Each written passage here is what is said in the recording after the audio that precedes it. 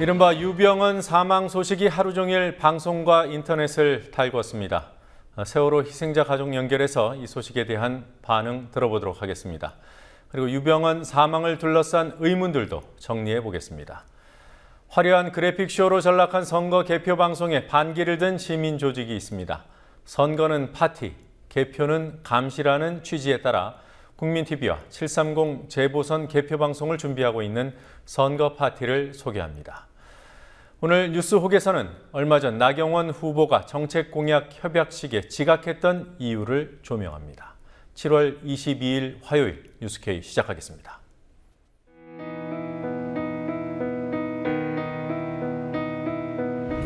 (1960년 4월 19일) 당시 언론은 빨갱이 데모라고 했습니다. 지금 우리는 혁명의 역사로 기억합니다. 1980년 5월 18일 당시 언론은 불순분자의 폭동이라 했습니다. 지금 우리는 독재에 항거한 정의의 역사로 기억합니다. 1987년 6월 10일 당시 언론은 대학생 가두 시위라 했습니다. 지금 우리는 민주주의를 쟁취한 감격의 역사로 기억합니다.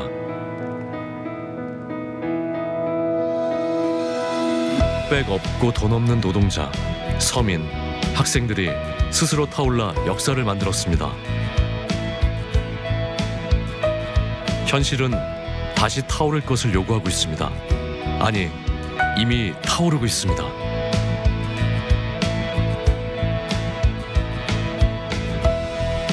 빨갱이를 종북으로, 불순분자를 외부 세력으로, 언론은 말만 바꿨을 뿐 역사를 부정하고 있습니다.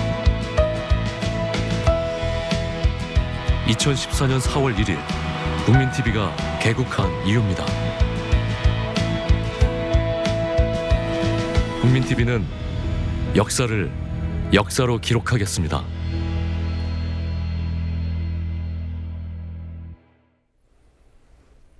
어떻게 정부가 발표하는 것마다 의혹투성인지 모르겠다. 세월호 희생자 가족이 유병언 전 세무그룹 회장 사망 소식을 듣고 내놓은 반응입니다. 세월호 특별법의 필요성과 참사의 본질이 이 소식에 묻힐지 모른다는 우려도 나왔습니다. 참사 98일째, 유가족들 단식은 9일째를 맞았습니다. 유가족들 단식 농성이 이어지고 있는 국회 중계카메라 나가 있습니다. 현장 연결합니다. 윤이나 PD. 유병언 전 회장의 시신으로 추정되는 변사체가 발견됐다는 소식, 세월호 유가족들은 어떤 반응을 내놨습니까? 네, 유병언 전 세무그룹 회장의 죽음 사망 보도를 접한 유가족들은 믿기 어렵다라는 반응과 인과응보라는 반응을 내놨습니다. 유 전 회장의 사망을 놓고 여러 가지 의혹들이 계속 불거지는 상황에서 세월호 특별법 등의 문제가 묻힐까 우려된다고도 말했습니다.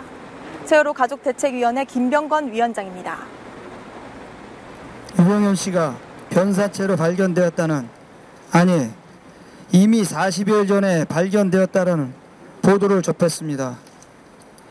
사인이 무엇인지, 왜 40여일이 지나도록 그 사체가 유병언이라고 밝혀지지 못했는지, 유병언이 자주 가던 별장 근처에서 시신이 발견되었음에도 왜 대대적인 검거 작전에는 빠져나갔는지 알 수가 없습니다.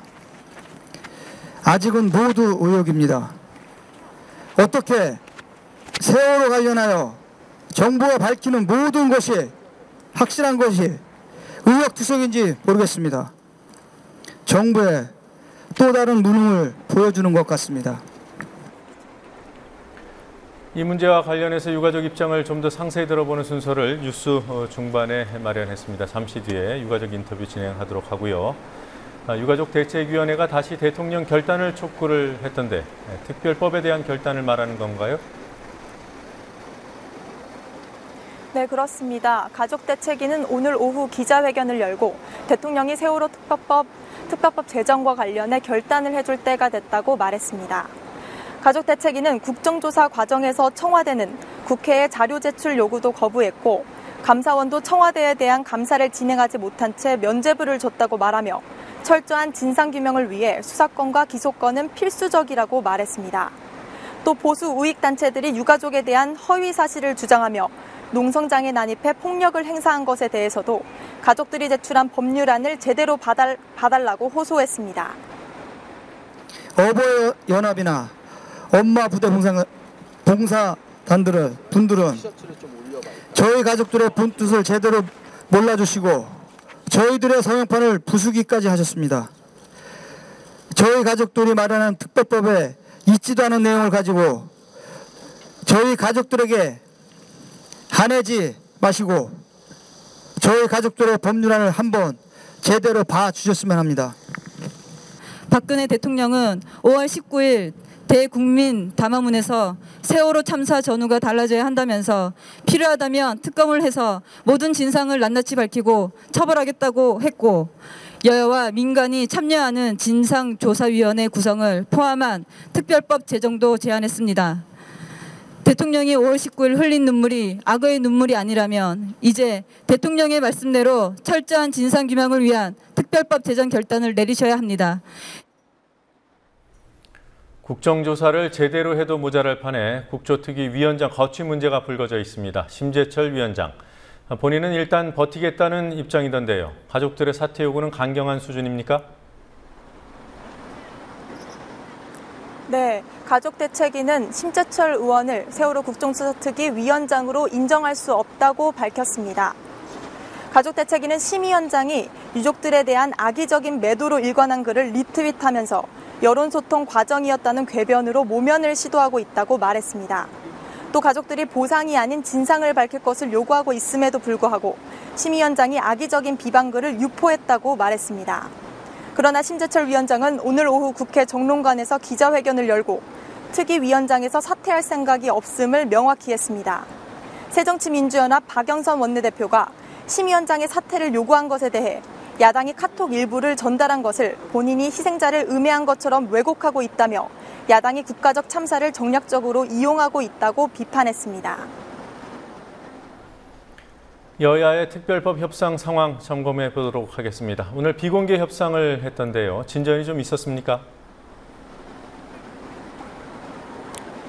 네, 세월호 특별법 TF가 재가동됐고 여야 협상도 재개됐지만 별다른 진척 소식은 들리지 않고 있습니다.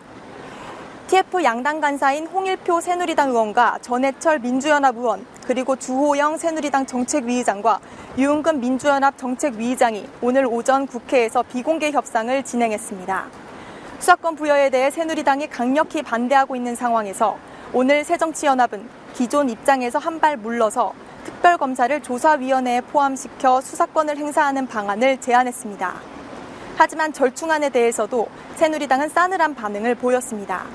김재원 새누리당 원내수석 부대표는 언론을 통해 특별검사는 독립적이고 중립적이어야지 어디에 소속되면 그것은 특별검사가 아니다라며 야당의 절충안에 대해 부정적인 입장을 밝혔습니다. 학생들에 이어서 유가족들도 도보 행진에 나서기로 했다는 소식이 있더군요. 언제 시작되는 겁니까? 네, 내일 오전 9시 반 안산 합동분향소에서 출발해 1박 2일 동안 진행되며 서울광장 합동분향소까지 도보로 행진할 예정입니다. 유가족 180여 명이 참석하는 이번 행진은 304명의 영정이 담긴 차량을 앞세우고 진행됩니다. 유가족들은 세월호 참사 100일이 되는 오는 24일 오후 1시에 국회에 도착해 특별법 제정을 촉구할 예정입니다. 네. 자, 끝으로 단식 벌이고 있는 유가족들 지금 상태가 어떤지 전해주시죠. 네, 유가족들이 국회에서 농성을 벌인 지 11일째, 단식을 진행한 지는 오늘부로 9일째로 접어들었습니다. 농성 중인 유가족들을 진료해온 인도주의 실천 의사협의회 소속 최규진 의사는 단식 중인 유가족들이 혈압이 급격히 떨어졌다가 올라가길 반복하고 맥박도 굉장히 떨어져 있는 등 위험 징후를 보이고 있다고 말했습니다. 의사로서는 당장 단식을 말리고 싶지만 유가족들의 의지가 강해 불안한 상황이라고 덧붙였습니다. 단식을 하고 있지 않은 유가족들도 세월호 참사 후 90여일 동안 받은 스트레스로 인해 심신이 쇠약해 우려되는 상황이라고 말했습니다. 국회에서 농성 중인 유가족들은 내일부터 진행되는 1박 2일 행진에 대비해 링거 주사를 맞았습니다. 지금까지 국회 세월호 유가족 동성 현장에서 국민TV 뉴스 윤희나입니다. 40일 전 전남 순천에서 발견된 노숙자 추정 시신에 대해 경찰이 유병언 전 세모그룹 회장으로 확인됐다고 발표했습니다. DNA 검사와 지문 대조를 통해 유 전 회장이 확실하다는 사실을 확인했다고 수차례 강조했습니다. 그러나 이상한 점이 한둘이 아닙니다. 노숙자로 알았다면서 왜 갑자기 유병언 전 회장 DNA와 대조를 했는지, 시신 DNA와 대조했다는 유병언 DNA는 정말 유 전 회장의 것이 맞는지, 백골화가 80%나 진행된 시신에서 지문은 어떻게 확보한 것인지, 또 지문 확보를 그동안 못하다가 어떻게 딱 오늘 확보에 성공했는지 반드시 규명돼야 합니다. 의문점들을 김현주 PD가 보도합니다. 최초 고도로 부패되어 비엔사다 지문을 경찰이 지난 6월 12일 전남 순천에서 발견된 시신이 유병언 전 세모그룹 회장이라 주장하는 근거는 DNA 검사와 지문 대조 결과입니다. 엉덩이뼈를 절단해 얻은 DNA가 금수원, 순천 송치제 별장에서 채취한 DNA 시료, 친형 유병일 씨의 DNA와 상당 부분 일치한다는 DNA 결과는 어제 발표됐습니다. 오늘은 시신 발견 이후 계속 실패했던 지문 확보에 성공했고, 지문 대조 결과 유 전 회장이 맞다는 발표도 나왔습니다. 하지만 의문은 해소되지 않고 있습니다. 유 전 회장으로 추정된다는 시신은 발견 당시 80% 정도 백골화가 진행돼 있었습니다. 이 때문에 변사체가 숨진 지 6개월 정도 지났을 것으로 추정된다는 경찰관의 의견이 보도되기도 했습니다. 이태종 구원파 대변인도 오늘 새벽 기자들에게 보낸 문자에서 지난 5월 25일까지 유 전 회장이 살아있었으며 이후 그 짧은 기간 동안 그만큼 부패됐을 수 없다고 주장했습니다. 시신의 상태를 최초로 검안했던 검안의는 인터뷰를 거부하고 있습니다. 시신의 DNA와 대조한 DNA가 유 전 회장 것이 맞는지도 의문입니다. 검찰은 지난 5월 송치제 별장에서 채취한 DNA와 지난 6월 안성 금수원에서 채취한 DNA가 일치했기 때문에 이른바 유병언 DNA가 맞다는 입장입니다. 미리 확보해둔 유병언 DNA와 시신의 DNA를 비교했다지만 애초에 DNA는 유 전 회장 것으로 추정될 뿐입니다. 시신에서 지문을 확보하게 된 과정은 극적이기까지 합니다. 시신 발견 이후 줄곧 지문 확보가 어려울 정도로 시신의 부패 상태가 심했지만 오늘 새벽 오른손의 지문을 확보하는 데 성공했다고 경찰은 주장합니다. 시신 주변에서 소주병, 막걸리병 등이 발견된 것도 의문입니다. 지병 때문에 유기농 중심의 식생활을 하고 술을 전혀 안 하는 것으로 알려졌던 유 전 회장이기 때문입니다. 유 전 회장의 시신이 맞다 해도 수사당국은 질타를 피할 수 없습니다. 경찰은 유 전 회장을 잡기 위해 송치제 주변을 55번에 걸쳐 연인원 8,116명을 동원해 정밀 수색하고 있었지만 발견된 시신이 유 전 회장일 가능성을 배제해왔습니다. 사인과 사망 시점 등을 밝히는 국과수 2차 정밀부검 결과에 이목이 쏠리고 있지만 부패 정도가 심해 명확한 결과를 얻지 못할 수도 있습니다. 국민TV 뉴스 김현주입니다. 검찰은 유병언 전 회장의 도피를 도왔다면서 유 전 회장의 가족과 측근 그리고 구원파 신도들까지 줄줄이 구속시켜왔습니다. 하지만 이번에 발견된 시신이 유병언 전 회장이 정말 맞다면 유 전 회장은 도대체 며칠이나 도피 행각을 벌일 수 있었을까? 얼마나 조력을 받았을까? 근본적인 의문이 생겨납니다. 검찰이 유 전 회장을 검거하지 못하자 분풀이하듯 마구잡이로 잡아들인 것은 아닌지 따져볼 일입니다. 강신혜 PD가 보도합니다. 유 전 회장의 도피는 아무리 길게 잡아도 불과 며칠입니다. 숨진 시점이 5월 20일 전일 경우 도피는 아예 성립되지 않습니다. 유 전 회장에 대한 구인영장 발부 시점이 5월 20일이기 때문입니다. 검찰은 5월 21일 경기도 안성의 금수원 내부를 수색했지만 유 전 회장을 찾지 못했습니다. 5월 25일에는 유 전 회장이 순천으로 도피했다고 보고 전남 순천의 주요 도피 예상처를 급습했습니다. 유 전 회장이 순천에서 숨진 것이 맞다면 결국 유 전 회장의 도피는 길어야 5월 25일까지입니다. 이후 순천을 벗어났다가 다시 순천으로 돌아가 숨졌다고 보기에 시신의 부패 상태가 너무 심합니다. 그럼에도 6월 3일 검찰은 유 전 회장이 외국 망명을 시도하다가 거절당했다고 밝히면서 최근이라고 했습니다. 6월 8일에는 유 전 회장이 순천을 벗어나 전남 해남이나 목포로 간 정황을 확인했다고 했습니다. 백골이 드러난 시신이 발견되기 불과 나흘 전입니다. 6월 10일에는 유 전 회장 측 인사가 미랑 브로커를 만났다는 검찰발 보도도 나왔습니다. 그리고 6월 11일과 12일 이틀 동안 검찰은 경찰 병력 6,000명을 금수원에 투입해 지하벙커와 땅굴 전제 여부까지 뒤졌습니다. 6월 13일에는 이른바 유병헌 반상회가 전국적으로 개최됐고 수배 전단지가 각 가정으로까지 전달됐습니다.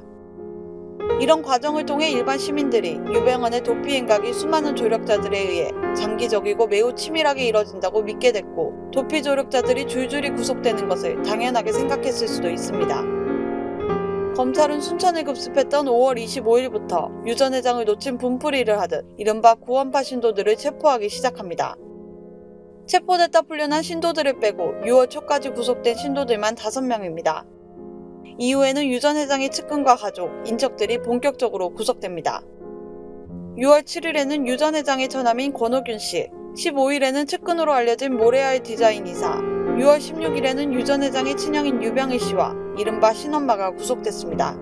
6월 24일에는 유 전 회장의 부인 권윤자 씨까지 구속됐고 다음날 동생 유병호 씨도 구속됐습니다. 이들 중에는 배임 횡령 등의 혐의를 받는 경우도 있지만 대부분 유 전 회장의 도피 때문에 구속된 사람들입니다. 유병헌 전 회장으로 추정되는 시신이 거의 백골 상태로 이미 40일 전에 발견됐기 때문에 유 전 회장이 오랫동안 조력을 받으며 도피 행각을 벌였다는 전제부터가 흔들리게 됐습니다. 국민TV 뉴스 강신혜입니다. 세월호 참사 100일을 앞두고 사회 각계각층에서 특별법 제정을 통한 진상규명의 필요성을 강조하고 또 추모 행사를 준비하고 있습니다. 하지만 이런 상황에서 유병헌 사망이라는 충격적인 뉴스가 터졌습니다. 언론들은 수많은 의혹에도 불구하고 유병헌 사망을 기정사실화하며 관련 소식으로 뉴스를 도배하고 있습니다.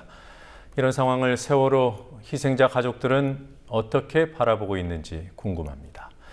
앞서 예고해드린 대로 세월호 참사 희생자인 단원고등학교 고 박성호 군 어머니 정혜숙 선생님을 직접 만나보도록 하겠습니다. 박성호 군 어머니께서는 국회에서 단식을 하고 계시는 중입니다. 중계 카메라 연결해 보죠. 정혜숙 선생님 나와 계십니까?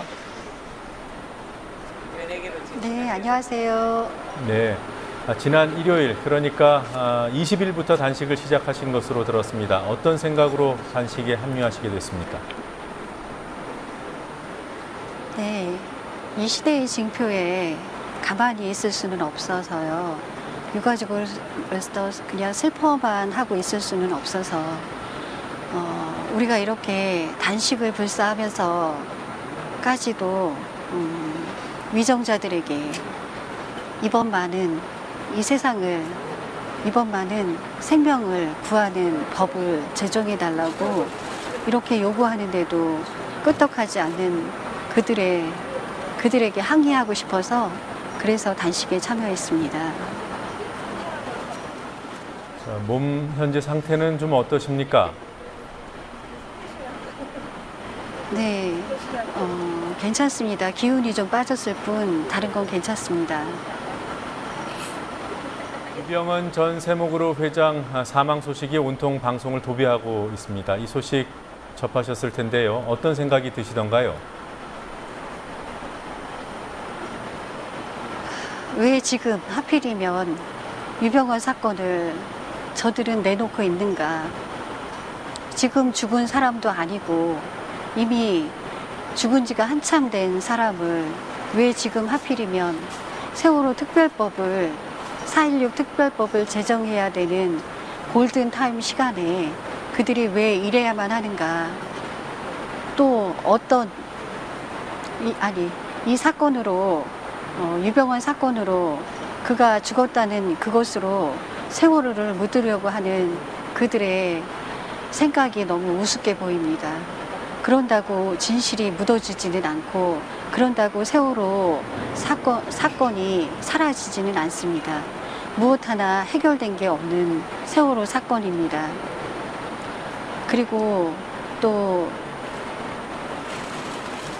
의료 민영화, 이것이 오늘이 최종적으로 되는 날이라고 들었는데 두 가지를 한꺼번에 희석시켜서 국민들의 알 권리와 국민들의 생각을 흐트러 놓는 그런 음모라는 생각이 더 듭니다. 네. 지금 뭐 여러 가지 확인 작업이 필요하겠지만 지금 정혜숙 선생님 말씀을 여러 언론이 새겨 듣기를 바랍니다. 보수단체 행패에 인터넷에 또 허위 글들이 떠들고 여기저기서 유가족들 모욕 그런 상황이 심각한 수준입니다. 왜 이런 상황이 벌어진다고 보시는지요? 예, 이런 상황이 하루에도 1000개씩, 1000개가 넘도록 그렇게 인터넷을 떠돌고 있습니다. 특별법을 제정하자고 지금이 골든타임이라고 저희 유가족들은 부르짖고 또 애걸하고 또 호소하고 있습니다. 지금 그들이 그런 단체들을 동원하고 있는 이유가 뭘까? 그들이 무서워하는 게 뭘까? 이런 거를 생각하게 합니다. 그들을 통해서 많은 알 권리가 있는 국민들을 현혹시키고 정말 특별법이 뭔지를 모르게 하기 위해서 유가족이 원하는 특별법이 뭔지 그것을 감추기 위해서 그렇게 유도하고 있다고 봅니다. 그들은 우리 유가족이 원하는 특별법을 무서워한다는 생각이 듭니다. 그렇지 않고서는 지금 이 시기에 그런 많은 루트를 통해서 우리를 위협할 일은 없다고 생각합니다. 네. 자, 지금 그 유가족들이 바라는 특별법을 왜곡한다 이런 취지로 이해하고 계신 것 같은데요. 그들이라고 표현했던 사람들이 네. 특별법의 어느 부분을 가장 왜곡하고 있다고 보십니까?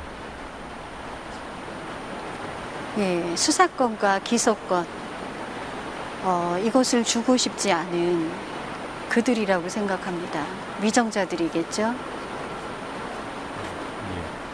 자, 모레면 참사 100일이 벌써 됩니다. 그동안 정혜숙 선생님께서 가장 견디기 힘든 순간이 언제였는지 좀 여쭤봐도 되겠습니까?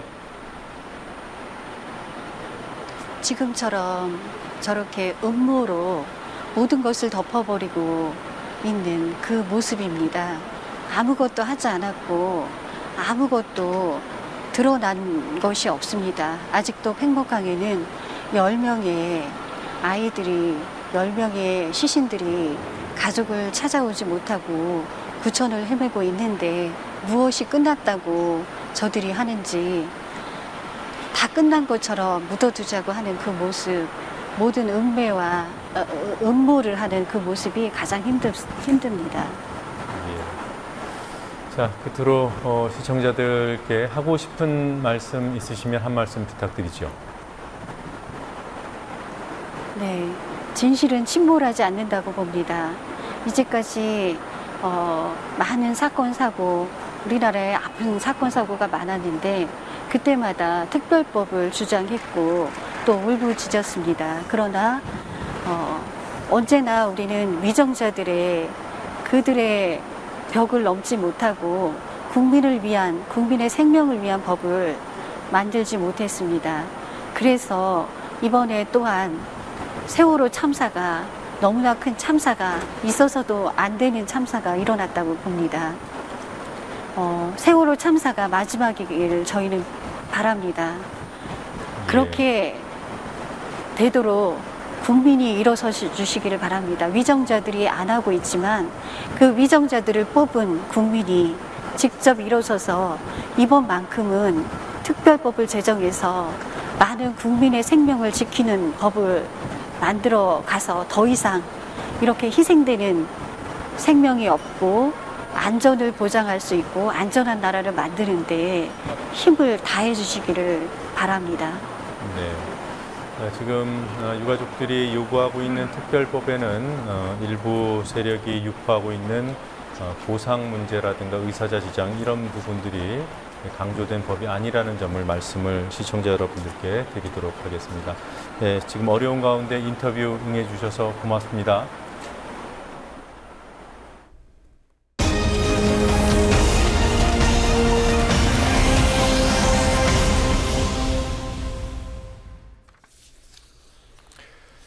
유병헌 전 세무그룹 회장의 시신으로 추정되는 변사체가 발견됐다는 소식 들려왔지만 박근혜 대통령은 오늘 2기 내각 첫 번째 국무회의를 주재하면서 그 문제에 관해서는 아무 언급을 하지 않았습니다.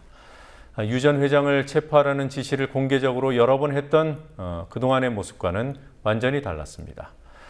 유 전 회장 시신에 관한 의혹이 이어지며 검찰과 경찰의 무능이 다시 도마 위에 올랐지만 새누리당 김무성 대표는 정부는 무능하지 않았지만 경찰이 무능했다는 취지의 발언으로 비판을 자초했습니다. 그리고 정의당 노회찬 후보 단일화가 불발될 경우에 본인이 사퇴하겠다는 입장을 조금 전에 내놨습니다. 정치권 취재하고 있는 PD 연결해서 알아보죠. 노지민 PD. 네, 노지민입니다. 네, 조금 전에 나온 정치권 소식 먼저 확인해 보겠습니다. 730 재보선 서울 동작을에 출마한 정의당 노회찬 후보. 야권 연대를 공식 제안하면서 단일화가 안 될 경우에 본인의 어떤 결심 이것을 내놨어요. 어떤 내용이었는지 구체적으로 좀 설명 부탁드립니다. 네, 노회찬 후보가 조금 전인 7시 30분 긴급 기자회견을 열고 새정치민주연합 측에 야권 연대를 공식 제안했습니다. 노 후보는 사전투표 전날인 24일 모레까지 야권 연대, 즉 야권 후보 단일화를 추진하자고 제안하면서 민주연합의 기동민 후보가 그날까지 단일화에 응하지 않으면 본인이 사퇴하고 민주연합 기동민 후보를 지지하겠다고 밝혔습니다. 이에 따라 어떤 방식으로든 정의당과 민주연합의 후보 단일화가 이루어지게 됐습니다. 최근 각종 여론조사에서 야권표가 분산되면서 새누리당의 나경원 후보에게 어부지리를 주는 것으로 나타나자 노 후보가 반강제적 단일화라는 강수를 둔 것으로 보입니다. 기자회견으로부터 3시간 전 송우창 민주연합 전략기획위원장은 기 후보의 확장성이 발휘되지 못하고 있다며 안타까움을 표하면서도 야권 연대는 없다고 못 박았는데요. 선거 국면 전환이 될 수도 있는 이 제안에 민주연합이 어떻게 반응할지 주목되고 있습니다. 유병헌 전 세무그룹 회장의 시신으로 추정되는 시신 발견됐다는 소식, 정치권에서도 말이 많이 나왔을 것 같습니다. 어떤 내용들입니까? 네, 새정치민주연합은 유병헌 전 회장의 시신이 발견된 지 40여일 동안 신원 확인을 하지 못했다는 검찰과 경찰을 비판하며 진실을 밝히라고 촉구했습니다. 박범계 원내대변인입니다. 오늘 현재 유병헌 이미 틀림없는 근거가 6월 12일 사체 발견 시에는 왜 조금도 의심의 근거가 되지 못했습니까? 변사체 수사 지휘를 한 검사는 정신줄을 어디다 놓고 다녔습니까? 유병헌과의 연관성을 의심하지 않았다면 중요한 범죄의 단서인 변사체 발견이 왜 사회부 기자들에게 통보되지 않았습니까? 더욱이 변사체가 발견된 위치는 유병헌이 머물렀던 송치제 별장에서 불과 2.5km 떨어진 곳이었습니다. 이러한 여러 합리적인 의문에 검경이 제대로 답하지 못한다면 발견된 변사체가 과연 유병헌이 정말 맞는 것인지, 처음부터 숨기려 한 것은 아닌지, 유병헌인 줄 알고서도 처음부터 숨기려 한 것은 아닌지라는 재반문이 가능합니다.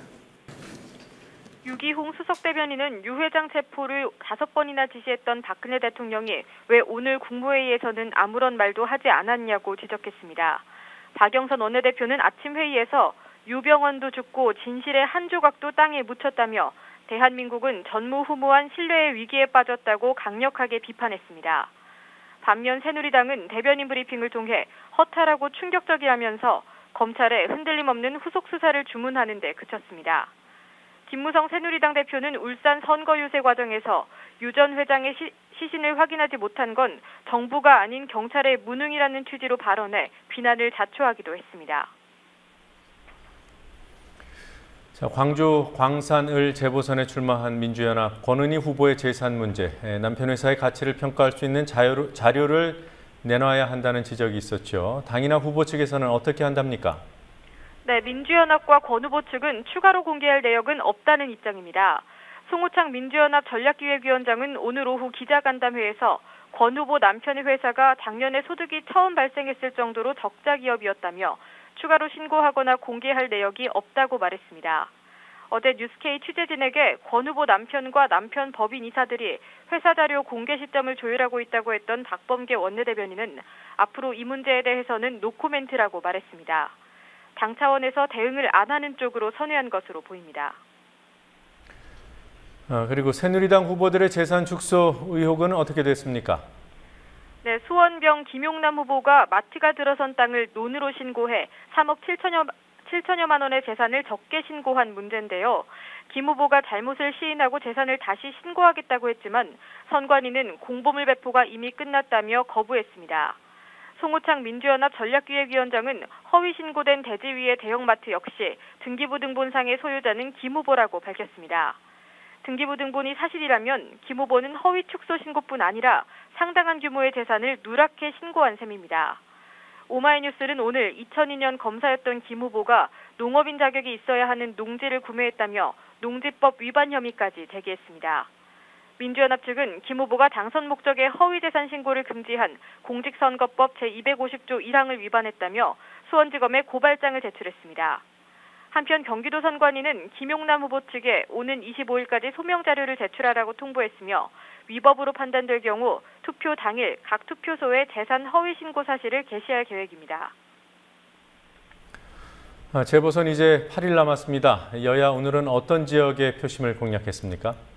오늘은 충청권 표심을 잡기 위한 유세전이 펼쳐졌습니다. 새누리당 지도부는 재보선이 치러지는 대전 대덕에서 현장 최고위원회의를 열고 광역철도망 사업을 비롯한 지역 발전을 강조하며 정용기 후보를 지원했습니다. 민주연합은 박지원 의원이 대덕에 출마한 박영순 후보와 함께 대덕구 읍내의 노인회관 등을 돌며 고령층 표심 잡기에 주력했습니다. 현재 판세는 새누리당이 충청권 세 곳에서 모두 유리합니다. 대전일보가 어제 보도한 여론조사를 보면 대전 대덕에서는 새누리당 정용기 후보가 11.8%포인트 차이로 민주연합 후보를 앞섰고 충남 서산 태안에선 새누리당 김재식 후보가 10.6%포인트 차이로 앞섰습니다. 충북 충주의 경우엔 지난 16일 중앙일보 여론조사 결과 새누리당 이종배 후보가 민주연합 한창희 후보를 20%포인트 이상 앞서는 것으로 나타났습니다. 경기도 김포에 출마한 새누리당 홍철호 후보를 둘러싸고 관권 선거 논란이 있더군요. 어떤 일들이 있었습니까? 네, 홍철호 후보가 선거 공보물에 박근혜 대통령의 김포 방문 사진을 삽입했는데요. 민주연합이 대통령의 선거 개입이라고 반발하고 있습니다. 한정혜 민주연합 대변인은 지난 11일 대통령이 김포에 방문하면서 선거운동 논란을 일으킨 데 이어 당시 사진이 홍철호 후보의 공보물에까지 실렸다며 청와대의 방문 목적이 무엇인지 입증됐다고 비판했습니다. 한 대변인은 또한 박 대통령과 청와대를 향해 선거에 영향을 주는 행위나 논란을 일으키지 않도록 자중하라고 강조했습니다. 오늘은 남경필 경기지사가 김포에 위치한 펜텍을 방문해 선거 중립을 위반했다는 논란을 불러왔습니다. 민주연합의 김두관 후보는 대단히 적절치 못한 처사라며 진적으로 펜텍을 도울 생각이 있다면 선거 논란으로 펜텍을 곤란하게 만들지 말라고 비판했습니다. 지금까지 국민TV 뉴스 노지민입니다. 1990년대까지만 해도 개표 방송을 하는 방송사들은 개표소에 인력을 대거 투입해 개표 상황을 생중계했지만 지금은 선관위 데이터를 가지고 화려한 그래픽쇼를 펼치기에 바쁩니다. 지난 6.4 지방선거 때 개표소들을 생중계하는 개표 방송이 등장했습니다. 방송사가 아니라 시민들이 선거 파티라는 이름으로 모여서 인터넷으로 개표 방송을 했습니다. 형식은 복고라고 할 수 있지만 개표 감시와 개표 시스템 개선이 목적이었습니다.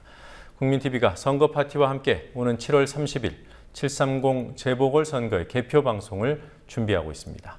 김지혜 PD가 선거 파티를 소개합니다. 2.93%, 3% 정도. 6.4 지방선거 때 처음 등장한 시민개표 방송. 이 방송은 선거 파티, 공명선거 시민연대 등 시민 300명, 변호인단 50명이 꾸린 안심선거 시민감시단이 만들었습니다. 기존에 해왔던 방식으로는 해봤자 잘 안 되니까 좀 더 특별한 방식으로 해보자라고 해서 이 방식을 제안하게 된 거예요. 공중파도 하기 어려운 방식이고 이거는 시민이 많이 모였을 때만 할 수 있는 방식이니까 그렇게 하면 굉장히 한방 히트 한번 칠 수 있지 않겠냐. 그럼 효과적으로 알리는데 전국 252개 개표소 가운데 서울, 경기, 부산 등 25개 개표소에 80여 명의 시민들이 개표 참관인으로 파견됐습니다. 이들은 휴대전화와 웹캠, 노트북 등으로 촬영한 개표 현장을 중계했습니다. 특이한 부분은 뭐냐면은 일반적인 화면이 나갈 때는 잘 안 나가다가 저희가 현장을 연결하는 틈이 계속 나오잖아요. 어디 내 나가 있는 어디를 연결하겠습니다. 그러면 접속자가 계속 늘어요. 현장과 이 접속하는 이 화면 자체가 다른 모든 방송에서 보여줄 수 없는 화면을 보여주기 때문이 아닌가라는 저 나름대로 해석을 한 거죠. 그리고 계속 그렇게 나타났고 당시 경기도 의왕시의 한 개표소에 참관인으로 나갔던 김진숙 씨는 개표 과정이 생각보다 엉망이어서 놀랐다고 말했습니다. 6.4 지방선거 때 개표 과정을 참관하고 느낀 거는 우리나라 개표 현장은 엉망이다. 이건 엉망이다. 이건 많은 사람들이 분명히 알아야 되고 우리는 굉장히 소중한 한 표를 행사했는데 나의 소중한 한 표는 거기서 종이짝 하나에 불과하다라는 걸 확인했어요. 우리 행복이 소중한 한 표 한 표가 뭐요? 선관위는 선거 때마다 투표의 의미를 강조하지만 투표날 저녁 개표소에서부터 소중한 한 표의 의미는 퇴색해버리고 만다는 것입니다. 정당들 역시 마찬가지였습니다. 실제로 정당에서 나와서 계신 분들은 그냥 본인 그 후보가 당선이 되는지 떨어지는지만 관심이 있는 거예요. 참관인 제도 자체도 문제인 것이 정당 추천이나 후보자의 추천을 받아야지만 참관 가능해요. 근데 이건 그렇게 해서는 안 된다고 생각하거든요. 자발적으로 시민들이 감시해야 될 제도인데 왜 정당 추천을 받아야 되는 사람만 하는지. 10,000명 이상 지켜본 개표방송에서는 개표의 오류를 잡아내는 성과도 있었습니다. 서울시장 선거에서 투표지 분류기가 미분류표로 분류했던 박원순 후보의 표를 바로잡은 것이 대표적인 사례입니다. 분류기가 계속 말썽이 나서 지금 표로 상당히 날카로워져 있는 상태이고요. 이들은 개표 부정을 기정사실화하는 일종의 음모론과 거리를 둡니다. 시민감시를 통해 부정의 가능성을 미리 차단하고 개표 제도를 개선하는 것이 목적이라고 강조합니다. 지방선거 후 선관위로부터 고맙다는 연락을 받기도 했다고 말했습니다. 저희는 그걸 이게 문제다라고 해서 접근을 한 게 아니라 그냥 투명하고 올바른 이 선거 개표 문화를 만들자라는 차원에서 거기서 되게 협조적으로 저희 요청에 응해주신 선관위 직원분들도 되게 많으셨어요. 예. 그래서 그분들을 칭찬해드리는 거를 그 선관위 해당 지역에 올렸더니 그거를 선관위 직원분들이 다 돌려보시고 힘이 됐다. 그래서 그런 단문자까지 받았거든요. 저는 선관위, 정당, 시민이 한데 모여서 서로 신뢰할 수 있는 이 선거 문화를 만들자라는 게 본 취지예요. 국민TV는 선거파티와 함께 730 재보궐선거의 개표 방송을 준비하고 있습니다. 선거는 파티, 개표는 감시라는 슬로건으로 진행될 국민TV 개표방송 더 개표 라이브는 재보선 당일인 7월 30일 오후 7시 30분부터 생방송될 예정입니다. 국민TV 뉴스 김지혜입니다.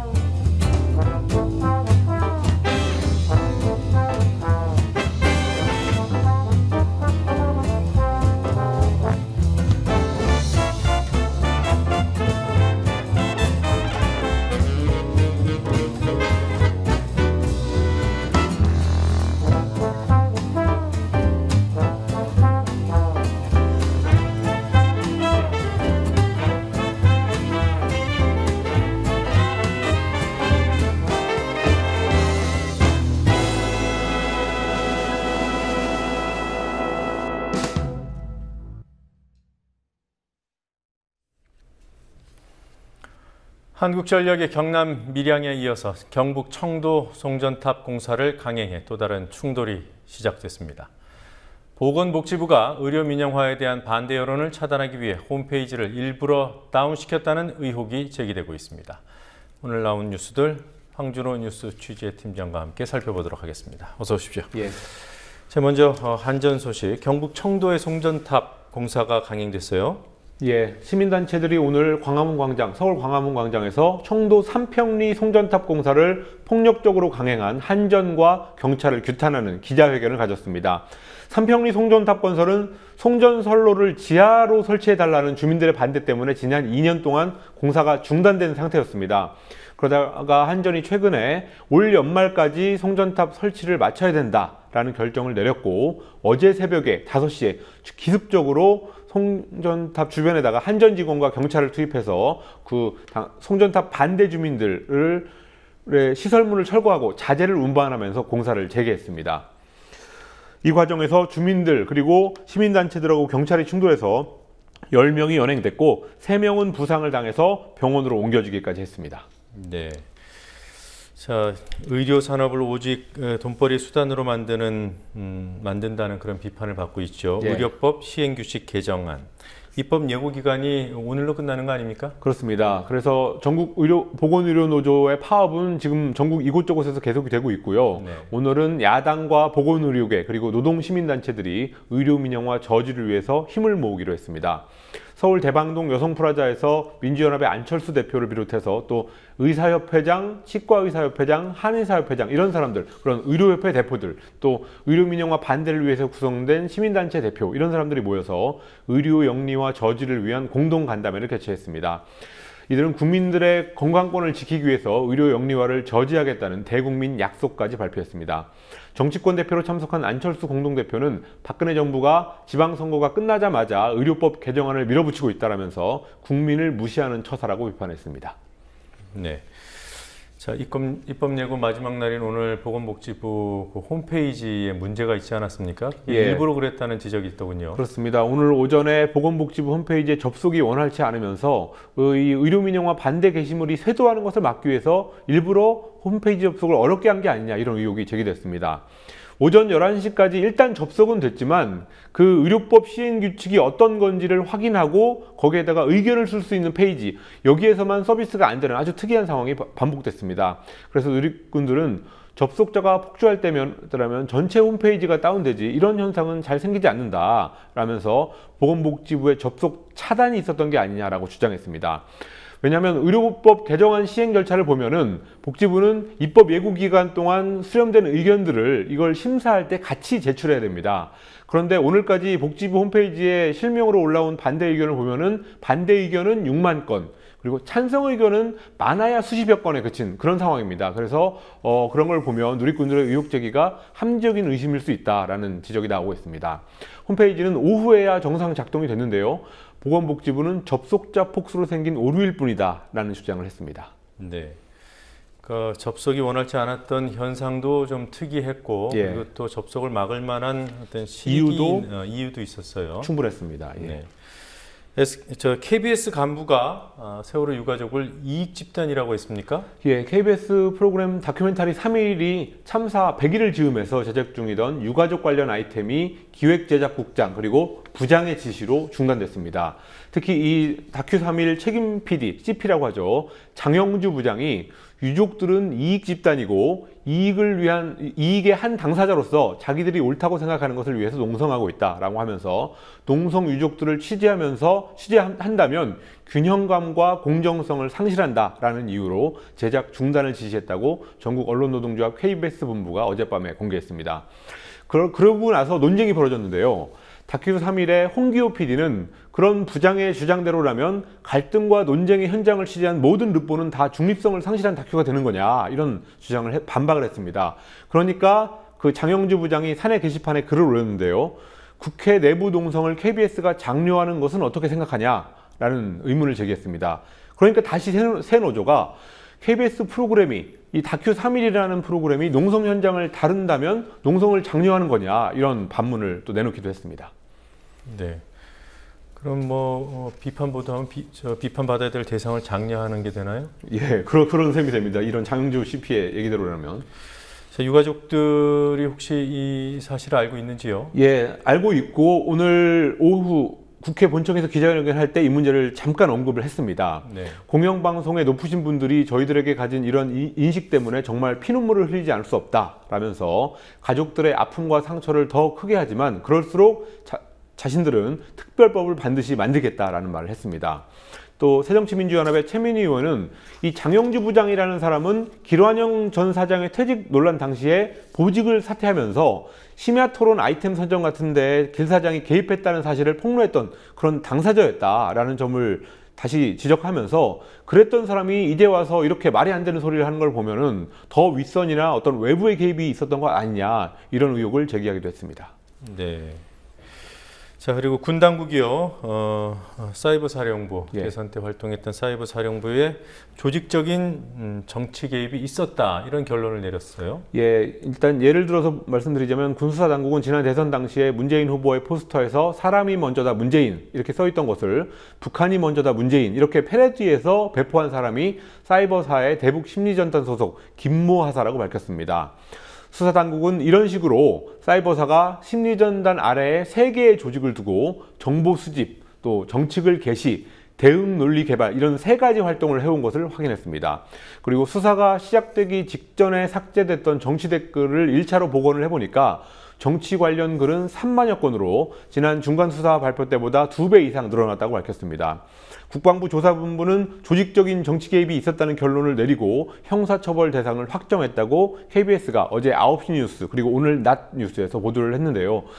지난달 중순 형사 입건된 연재욱, 옥도경 전 사이버사령관을 비롯해서 심리전단장 또 2, 3대장 이렇게 총 19명을 입건했다고 합니다.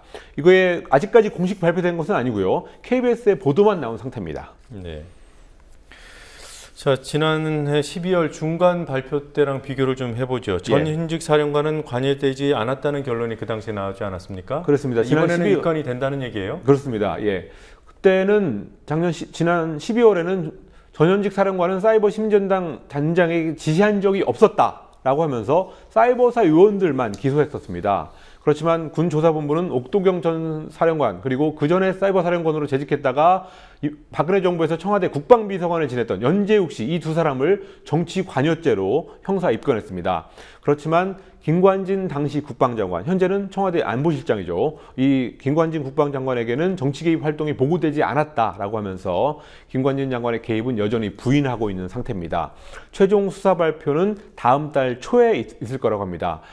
중간 수사 발표 후에 6개월 이상 이렇게 한참 지난 뒤에 최종 발표를 하는 건데요. 어떤 정치적인 파장을 줄이기 위해서 시간 간격을 늘렸다 이런 해석이 나오고 있고 어쨌든 이번 기회에 좀 많이 수그러든 상태에서 빨리 이걸 처리하려고 하는 게 아니냐 이런 해석도 나오고 있습니다. 네, 뭐 아직 입건 단계이기 때문에 기소가 될지 여부는 지켜봐야 될 것 같습니다.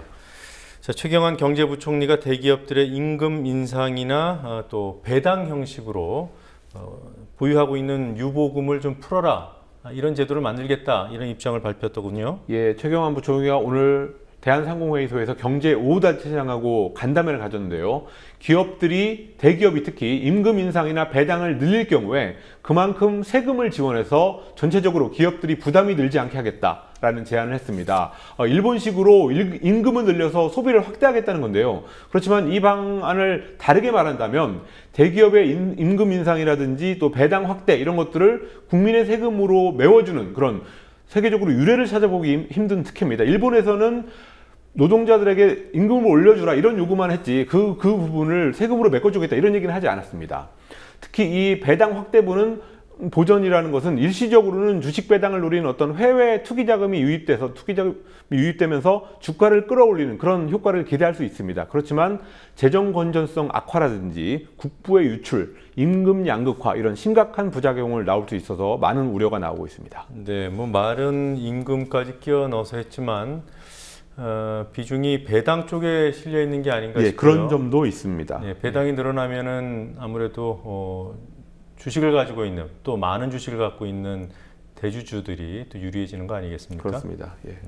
그 돈을 세금으로 메꿔주겠다는 겁니다. 네, 새누리당 김태우 의원 순직 소방관 연결식에 가서 기념사진을 찍었어요? 예, 김태우 새누리당 최고위원이죠. 오늘 광주 헬기 사고 희생자 연결식이 있던 강원도청 별관에서 의용 소방대로 추정되는 여성하고 환한 웃음을 띤 얼굴로 기념사진을 촬영해서 물의를 빚고 있습니다. 김태우 최고위원이 순직한 그 소방공무원들의 운구차로 이동하는 사이에 그 한 여성하고 V자를 그리면서 기념 촬영을 하는 장면이 뉴시스 카메라에 잡혔습니다. 이게 알려지면서 SNS에서는 새누리당한테는 최고위원이지만 국민들한테는 최저위원이다. 국민의 아픔에 소금을 뿌린다. 이런 맹비난이 이어지고 있습니다. 그러자 김 의원이 트위터를 통해서 지인의 요청을 거부하지 못하고 사진을 찍었지만 잘못된 행동이었다라고 사과했습니다. 네.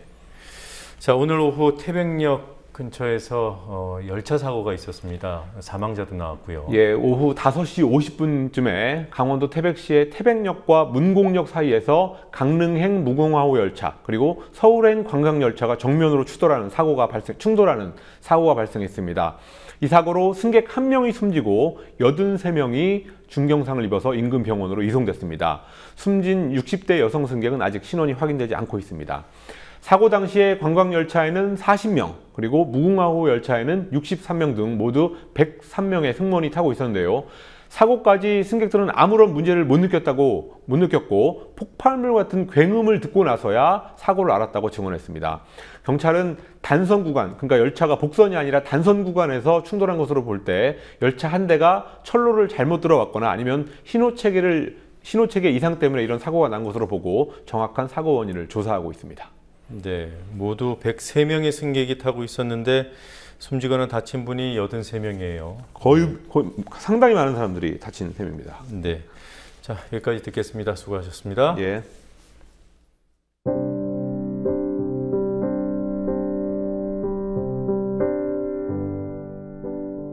선거 밑이라 여론조사 결과를 수시로 대하게 됩니다.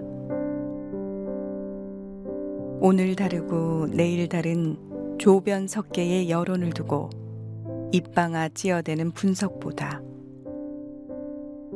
좀처럼 좋아지지 않는 현실의 삶을 비추는 언론을 보고 싶어집니다.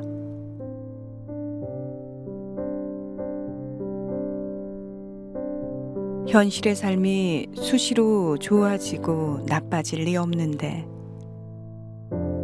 여론이 수시로 바뀐다면 그 여론을 어디 쓰나요?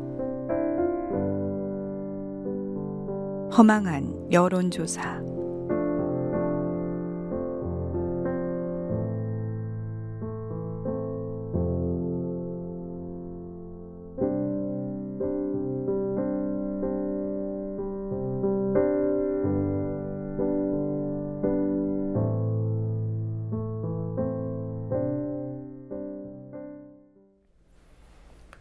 전남 순천 일대에서 대대적인 검거 작전을 펼쳤던 지난 5월 25일 검찰이 유병언 씨 순천 별장을 급습했습니다. 당시 그곳에서는 지문도 나오지 않았습니다. 대신 검찰 체면처럼 구겨지고 유병언 씨 체액이 묻은 것으로 추정되는 휴지가 수거됐습니다. 6월 11일 검찰은 2차 금수원 진입 작전을 통해 체면을 세워보려 했지만 목표로 했던 유 씨의 핵심 측근들 검거에 실패했습니다. 대신에 면봉과 칫솔을 압수했고 유병언 씨의 것으로 추정된다고 밝혔습니다. 면봉을 압수하려고 경찰 병력 6,000명을 동원했냐는 지적이 나오자 검찰은 유병언 DNA 확보라는 성과를 내세웠습니다. 금수원에서 압수한 면봉과 순천 별장에서 수거했던 휴지에서 동일한 DNA가 검출됐다면서 유병언 DNA라고 결론을 내렸던 것입니다. 추정 둘을 합쳐서 확정을 만드는 명백한 어거지였지만 당시에는 검찰이 체면 치레를 하기 위해서 무리수를 뒀다고 생각하고 넘겼습니다. 그러나 지금 생각해보니 그냥 넘길 일이 아닙니다. 유병언 DNA가 무리하게 확정되던 바로 그때 순천 별장 인근에서 사체가 발견됐고 그 시신을 유병언 씨로 확인하는 데 쓰인 증거가 바로 휴지와 면봉에서 추출된 DNA입니다. 여러 의혹들이 나옵니다. 검찰과 경찰이 의혹을 갖지 않을 수 없게 만듭니다. 결과적으로 유병언 씨의 죽음이 사실일지는 모르겠으나 지금 확실한 것은 유병언 DNA로 확정할 DNA는 존재하지 않는다는 사실입니다. 뉴스K 마치겠습니다. 내일 뵙겠습니다.